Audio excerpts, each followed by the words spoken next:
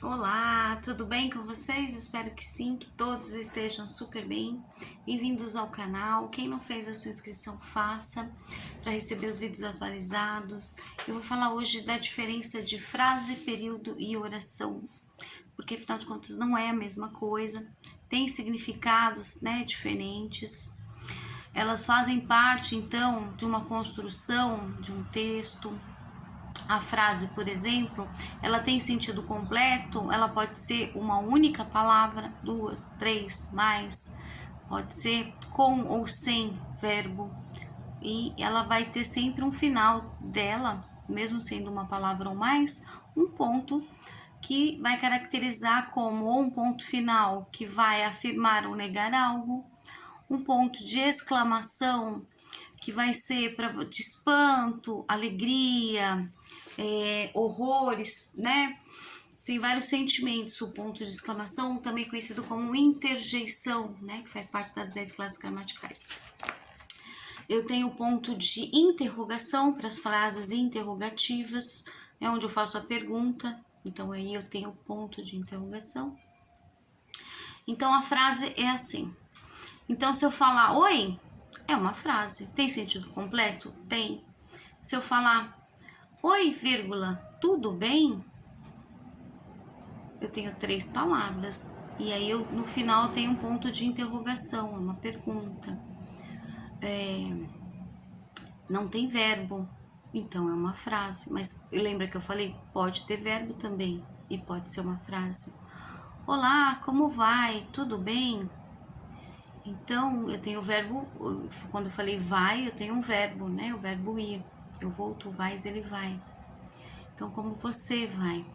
Então, também é uma frase e está acompanhando com ponto de interrogação, mas poderia ser um ponto final, etc. Qualquer tipo de pontuação. Início de frase sempre letra maiúscula. E agora eu vou ler uma frase para você e vou mostrar depois também a oração e o período. Então, olha lá, eu peguei essa frase de um texto, de um trecho, na realidade, de um fragmento de um romance do Érico Veríssimo que chama Ana Terra. Então, ele veio do livro lá do Érico Veríssimo, O Continente.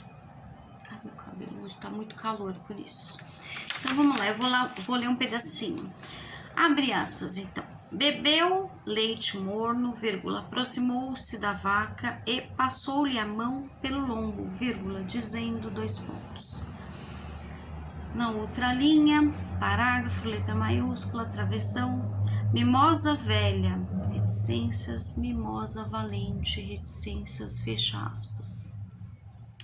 Eu falei justamente com as vírgulas e tudo mais, para vocês observarem, porque eu já vou chegar na parte que eu vou precisar falar sobre isso, com esse tipo de vírgula, dessa pontuação, esses 2 pontos, ou reticências, o que isso tem a ver.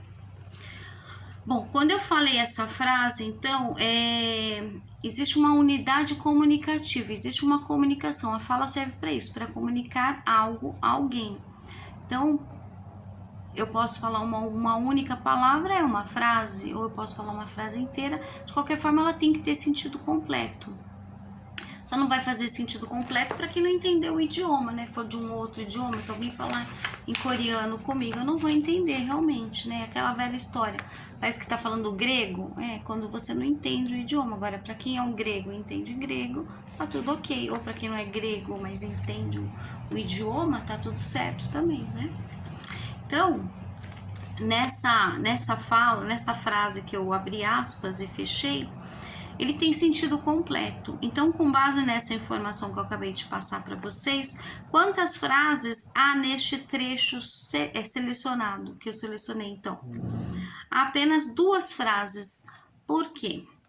É a frase de baixo, porque ficou assim, ó, bebeu leite morno, vírgula, aproximou-se da vaca e passou a mão pelo lombo, dizendo 2 pontos. O que disse, então, aí eu tenho travessão, que é o que foi dito, mimosa velha, mimosa valente. São 2 frases. Então, tanto mimosa velha quanto mimosa valente, eu tenho um tipo de pontuação, que foi o reticências, porque a reticências é usado para quando eu vou dar a impressão que eu vou falar a mais, mas não falo. Mas não tem nenhum verbo aí, então é frase, tá? Porque a oração e o período eles já vão ter. Então é isso. A frase ficou tudo ok, né? Vamos pro próximo. As frases que não possuem verbo, então na gramática, deu nome de uma frase, nome de frases nominais, ok. E quais são as frases nominais que aparecem neste trecho, então? Aparecem duas frases nominais, que são mimosa velha e mimosa valente, ok. Nominais que vêm de nome, né? Mimosa, nesse caso, era vaca, tá? Mimosa velha, velho é o adjetivo, valente também é o adjetivo. Então, esse mimosa com letra maiúscula era o nome dela, um substantivo próprio, tá?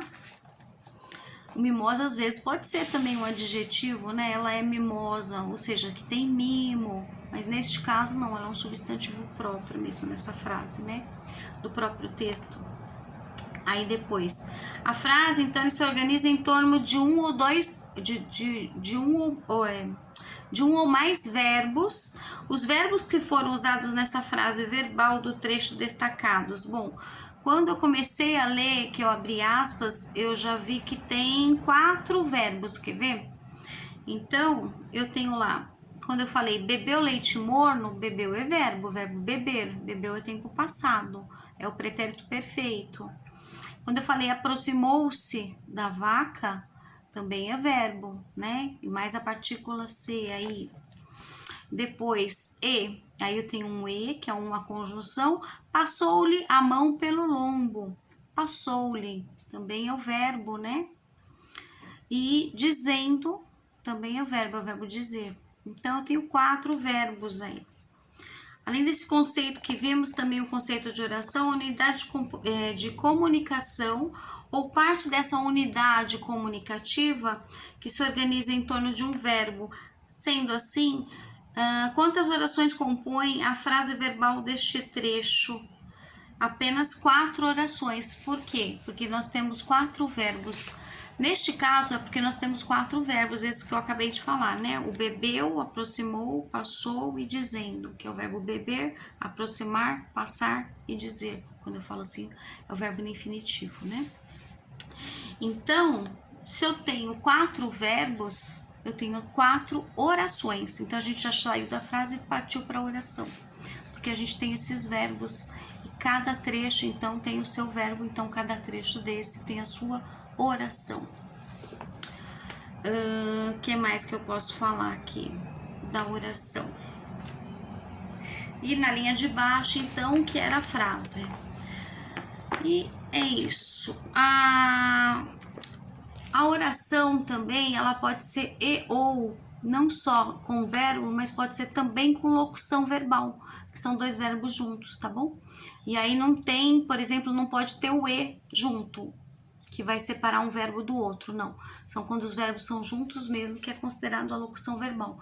Então, aí, a locução verbal, se houver numa frase, ela pode ser considerada equivalente a um verbo. Então, por exemplo, se eu tiver uma frase assim, Ana ajoelhou e ficou rezando. Então, o sujeito é a Ana, ajoelhou é um verbo, do verbo ajoelhar. E então é o conectivo, que está separando a primeira oração da segunda. Ficou rezando, aí eu tenho uma locução verbal. Mas lembra que eu falei que a locução verbal ela equivale a uma oração? Então, na realidade, eu tenho 2 orações aí. Eu tenho, né? Ana ajoelhou, seria a primeira, e ficou rezando a segunda. Tá? Então, eu não vou falar que eu tenho 3 orações porque eu tenho 3 verbos, não, porque um é o último que ficou rezando, é uma locução verbal e equivale a um verbo só, ele é equivalente a isso. Então, eu tenho 2 orações, e no caso também, e o período ele é separado, né? Se eu tenho ou não a conjunção, se sim, se não. Se eu tenho a oração principal e a oração subordinada, tá bom? Espero ter ajudado e até um próximo vídeo. Um beijo.